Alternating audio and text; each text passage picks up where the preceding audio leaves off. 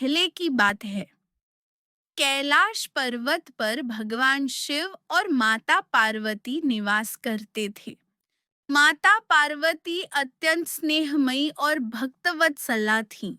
एक दिन जब वे स्नान करने जा रही थीं, उन्होंने अपने तन के उबटन से एक सुंदर बालक की मूर्ति बनाई। अपने तप और शक्ति से उस मूर्ति में प्राण फूंक दिए और वह बालक जीवित हो उठा। माता पार्वती ने प्रसन्न होकर कहा, वत्स, तुम मेरे पुत्र हो। आज से तुम्हारा नाम गणेश होगा। तुम मेरे द्वारपाल रहोगे। जब तक मैं स्नान कर रही हूँ, तब तक किसी को भी भीतर प्रवेश करने मत देना। बालक गणेश ने माता के आदेश को सिर झुकाकर स्वीकार किया। इसी बीच भगवान शिव वहां आए। उन्होंने देखा कि द्वार पर एक अपरिचित बालक पहरा दे रहा है।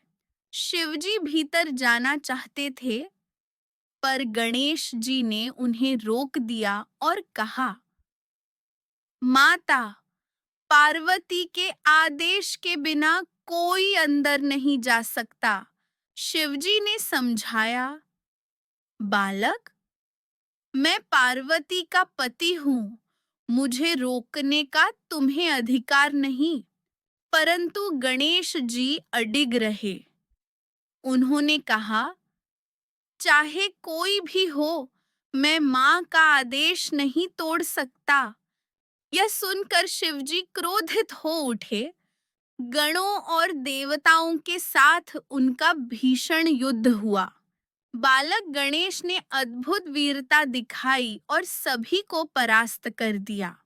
अंततः स्वयं भगवान शिव ने अपने त्रिशूल से प्रहार कर गणेश का मस्तक काट दिया। जब माता पार्वती स्नान करके बाहर आईं और देखा कि उनके प्रिय पुत्र का सिर कटा हुआ है, तो वे विलाप करने लगीं। दुख और क्रोध से भरकर उन्होंने सब देवताओं और शिवजी को शाप देने का निश्चय किया। यदि मेरे पुत्र को जीवन नहीं मिला, तो मैं सृष्टि का नाश कर दूंगी। सभी देवता घबरा गए। तब ब्रह्मा जी ने शिवजी से कहा, देवाधिदेव, माता का क्रोध शांत करने के लिए इस बालक को पुनर्जीवित करना होगा। संसार का संतुलन इसी में है। शिवजी ने अपने गणों को आज्ञा दी, उत्तर दिशा की ओर जाओ और वहां जो भी प्राणी सबसे पहले मिले, उसका मस्तक लेकर आओ। गणों को सबसे पहले एक हाथी का बच्चा मिला। वे उसका सिर लेकर आए। शिवजी ने उसे गणेश के धड़ पर स्थापित किया और अपने दिव्य वरदान से गणेश जी पुनर्जीवित हो उठे। माता पार्वती अपने पुत्र को जीवित देख प्रसन्न हो गईं। शिवजी ने भी उन्हें गले लगाया और कहा, वत्स गणेश, आज से तुम देवताओं में प्रथम पूज्य होगे। जब भी कोई मनुष्य किसी भी शुभ कार्य या पूजा की शुरुआत करेगा, सबसे पहले तुम्हारी पूजा करेगा। तुम्हें विघ्नहर्ता और सिद्धिदाता का आशीर्वाद प्राप्त है।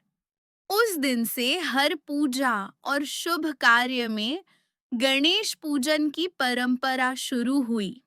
भाद्रपद मास के शुक्ल पक्ष की चतुर्थी को भगवान गणेश का जन्मदिन माना जाता है। इस दिन भक्त बड़ी श्रद्धा और भक्ति से गणेश प्रतिमा की स्थापना कर पूजा अर्चना करते हैं।